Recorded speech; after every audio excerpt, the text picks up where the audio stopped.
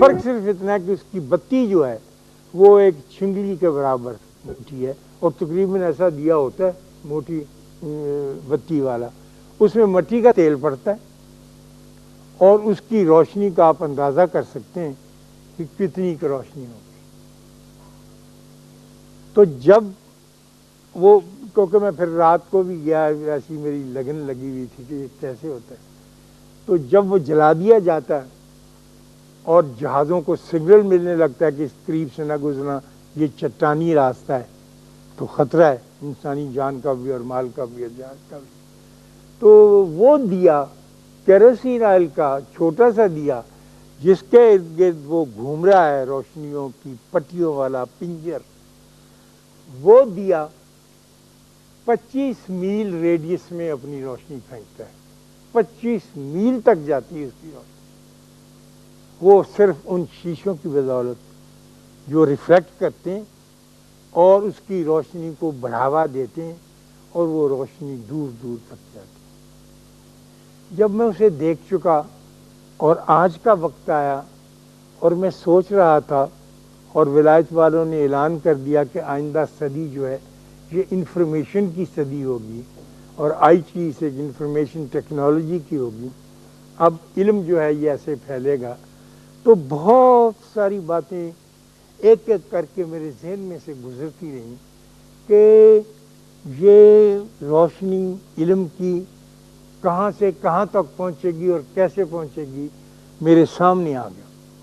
تو میرا چونکہ اسٹڈی زیادہ میں کہیں پہنچ تو نہیں سکا، ریلیجن کی ہوتی ہے کہ ریلیجن کیسے ٹریول کر کے ایک فاصلہ طے کر کے پیدل چلتا ہوا کہاں تک پہنچ جاتا ہے، یہ مجھ پہ راز ابھی تک کھلا نہیں۔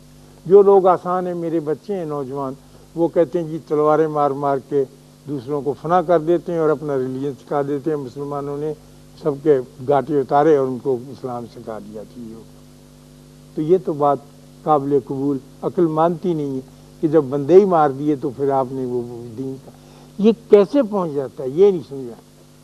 اب میں دیکھتا ہوں کہ دنیاوی معاملات تو چھوڑیں، دینی معاملات میں اتنا لٹریچر پہنچایا جا رہا ہے، میرے گھر ہی اتنا آتا ہے کہ میں اسے ٹھیک سے پڑھ بھی نہیں سکتا، اور وہ سارے کا سارا لٹریچر جو میں پڑھتا ہوں اور انفارمیشن کے لیے، معلومات کے لیے مجھ تک پہنچایا جاتا ہے، وہ میری ذات کے اندر نہیں اترتا۔ علم تو ہے اور پہنچایا بھی جا رہا ہے اور دور دور تک پہنچایا جا رہا ہے، لیکن وہ اترتا نہیں۔ میرا یہ جی چاہتا ہے کہ میں حسد میں سے نکلوں۔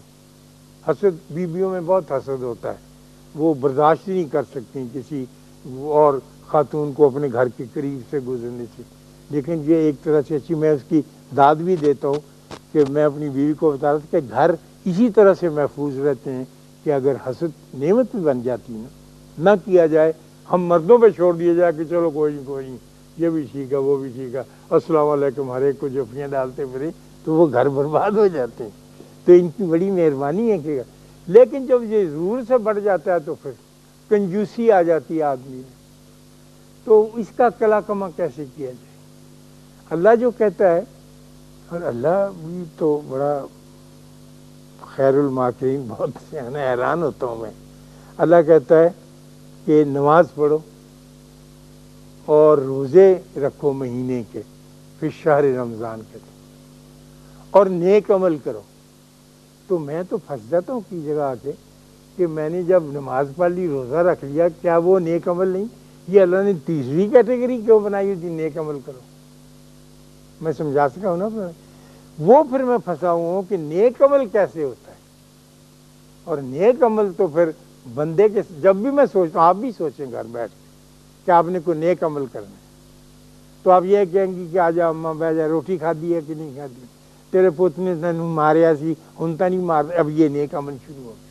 دوست سے بات کرنے کا نیک عمل ہے، اچھا وقت گزارنے کا نیک عمل ہے، ابا جی کے ساتھ سلوک سے پیش آنے کا، یہ نیک عمل ہے۔ وہ خیر ہم نے چھوڑے ہوئے، وہ الگ سی بات ہے۔ تو یہ جو سارا لٹریچر، ساری کتابیں، سورا کچھ مجھے پہنچایا جا رہا ہے، یہ میرے اندر نہیں اترتا۔ میں ایک اچھا آدمی بننے کی آرزو سچ مچ رکھتا ہوں، اللہ گواہ ہے، لیکن یہ سارا کچھ پڑھ چکنے کے بعد، سارا کچھ سن چکنے کے بعد، ٹی وی کا پروگرام دیکھنے کے بعد اور زاویہ دیکھنے کے بعد میں وہیں کا وہیں رکا ہوا ہوں۔ میں کہتا ہوں یہ شاخ صاحب بڑی اچھی بات کر رہے ہیں، لیکن جب اٹھ کے کھڑا ہوتا ہوں تو میری آرزو تو یہ ہے نا کہ میرے اندر تبدیلی پیدا۔ لڑکی کی آرزو یہ ہوتی ہے کہ وہ اپنا خوبصورت لپسٹک، پاؤڈر، برش لگا کے صاف کر کے اور آنکھوں میں کاجل نکلے، جسم کی خوبصورتی ظاہر ہو۔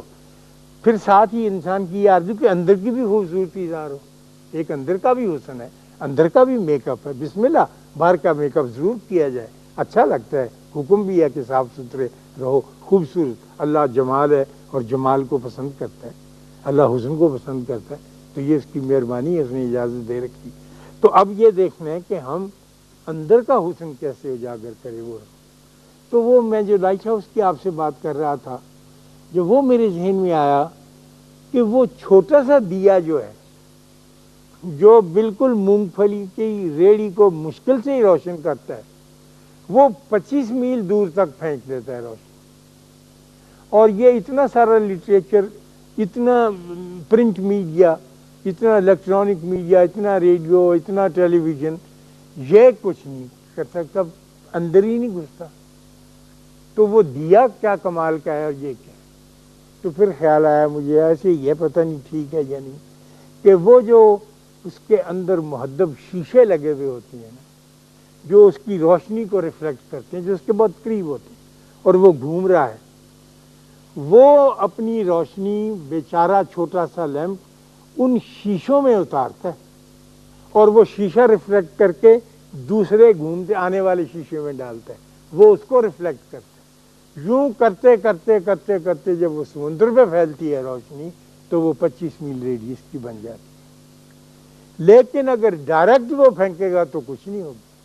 تو جب تک بندے کا علم بندے کو عطا نہیں ہوگا اور بندہ نہیں اس سے سیکھے گا اور نمونہ نہیں بنے گا، اس وقت تک نہیں ہوگا۔ مجھ سے میرے بچے کہ ابو دادا یہ تو مسلمان بڑے لڑاکا تھے، تلوار لیتے تھے، وہ کرتے۔ میں نے کہا اچھا تمہاری بات مانتے۔ پھر مجھے خیال آیا یا اللہ، یہ سنکیانگ جو ہے چین میں، جہاں ایک چھوٹا سا رستہ جس کو اب سلک روٹ کہتے ہیں، اس کے اوپر اونٹ پر سوار ہو کر ایک آدمی چلا جا رہا ہے۔ دیکھو اگر کبھی آپ گئے ہوں تو وہ پہاڑ دیکھ کے لرز اٹھیں، اور نیچے خوفناک بہتا ہوا دریا، اور وہ چلا جا رہا ہے ایک اکیلا چھوٹا دیا، وہ مونگ پھلی کی ریڑھی والا دیا، اور سنکیانگ میں پہنچ جاتا ہے۔ اب اس کا نہ تو لٹریچر چھپا ہوا ساتھ ہے، نہ وہ بولی جانتا ہے ان کی، نہ وہ ایک دوسرے کے ساتھ کمیونیکیٹ، بہ گیا جا کے۔ تو وہ جو سنکیانگ کے اس زمانے کے بدھسٹ تھے، کنفیوشس تھے، وہ کہتے ہیں یار یہ کمال کا بندہ ہے، اٹھ کے ادھر چلا جاتا ہے، پھر یہ کھڑا ہو جاتا ہے، کانوں کو ہاتھ لگاتا ہے، تو وہ اس سے اپنی بولی میں اشاروں میں پوچھتے تو کیا کرتا ہے، اور تو اتنا اچھا کیوں ہے؟ جیسے یہاں گائیاں چرانے والے بندے داتا صاحب آ کر بیٹھ گئے غزنی سے، تو دریا تھا، وہ دریا کے کنارے اوپر بیٹھے تھے گائیاں چرانے والے جو ہندو تھے، گائبان، وہ آ کے پوچھتے تھے کہ ایک نیا بابا آیا، بولی ہم اس کی جانتے نہیں، نیلا آبرن پہنتا ہے، یہ ایسا کس طرح سے ہو سکتا؟ دادا صاحب پانی کا گھڑا بھر کے لاتے تھے اور رکھتے تھے، تو لوگ پانی ٹھنڈا پی لیتے تھے جو گرمیوں میں تھے۔ تو وہ کہتے تھے کہ بابا تم کو یہ کہاں سے تم نے یہ سب کچھ، تم اتنے اچھے کیسے؟ اس نے کہا یہ سب اللہ کی، اب بولی سمجھ میں نہیں آ رہی۔ اور وہ کہتے تھے کہ ہم کو اپنے جیسا بنا دے۔ اس نے کہا نہیں، اپنے جیسے ہی ہو تم، ٹھنڈا پانی پیا کرو بس، میں نے کرنا کرانا کچھ نہیں۔ جب بہت ہی زور دیا تو انہوں نے کہا کہ تم اتنے سارے خداؤں کو مانتے ہو، 5-6 خدا ہمارے اچھرے میں ہوتے تھے، لاہور میں ایک جگہ اچھرا سب سے بڑے بت وہاں ہوتے تھے، اچھرا بہت آباد تھا، لاہور کم ہوا تھا۔ یہاں پر دادا صاحب کے زمانے میں اخروٹ کے اور بادام کے اور کرنی کے بڑے درخت تھے، عجیب و غریب باتیں۔ خیر، تو وہ پوچھتے تھے کیا، ایک گروہ چلا کشتی میں رکھ کے، فارس کی گندک اپنا سیلون کا سنگل دیپ کا گرم مسالہ، ہندوستان کا ڈھاکہ کپڑا وغیرہ اس زمانے کی بات ہے، یہ چیزیں لے کے 5-6 ارب تاجر، وہ کشتی رانی کے بہت ماہر تھے، چلتے چلتے چلتے چلتے ایک عجیب و غریب جزیرے میں پہنچے جس کا انہیں نام بھی نہیں آتا تھا. تو وہ جا کے ساحل کے اوپر اپنی چیزیں پھیلا دیں کہ بیچیں گے. تو لوگ آئے خریدنے کے لیے، عورتیں مرد دیکھنے کے لیے، کھلونے، شیشے کا سامان. شیشہ انہوں نے دیکھا نہیں تھا تو وہ شیشے کا سامان دیکھ کے بہت حیران.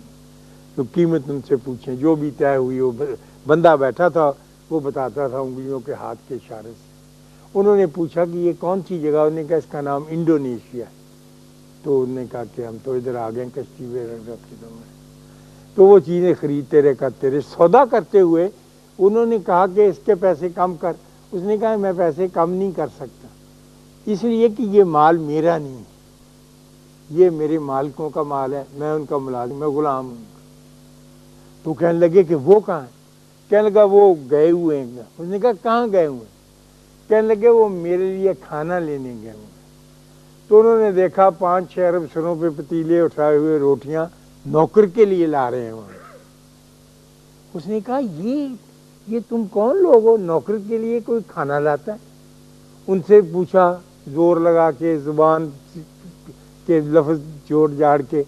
اس نے کہا ہاں یہ ملازم ہے، لیکن ہمارے اللہ کا حکم ہے کہ ہمیں اس کی ویسے ہی خیال رکھنا ہے، ویسے ہی کپڑے دینے، ویسے ہی روٹی.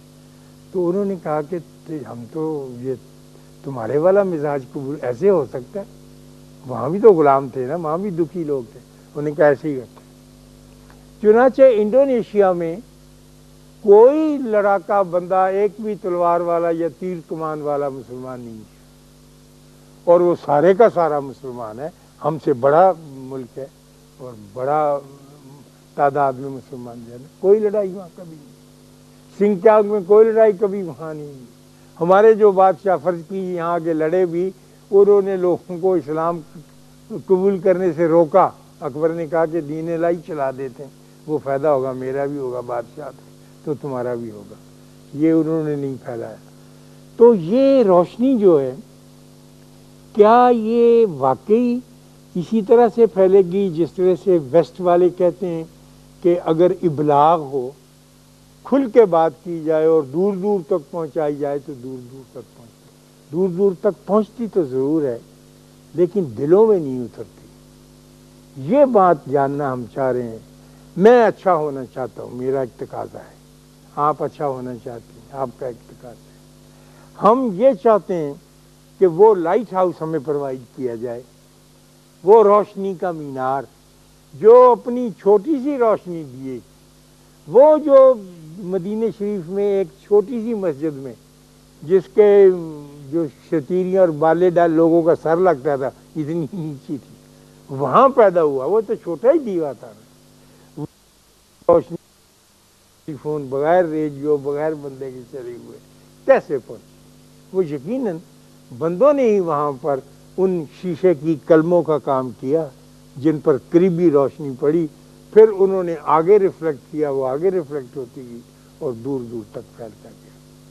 تو میں اس بہانے سے یہ بھی چاہوں گا کہ مجھے میرا وہ روشنی کا مینار، لائٹ ہاؤس بھی بتائیں، اور آپ کے سوچنے کے لیے یہ موضوع بھی عرض کرتا ہوں کہ اس کے اوپر کیسے غور کیا جائے اور کس طرح سے کیا جائے. کیونکہ ہم سب اللہ اور رسول کے حکم کے اچھے ہونا چاہتے ہیں جتنا بھی ہو سکتے.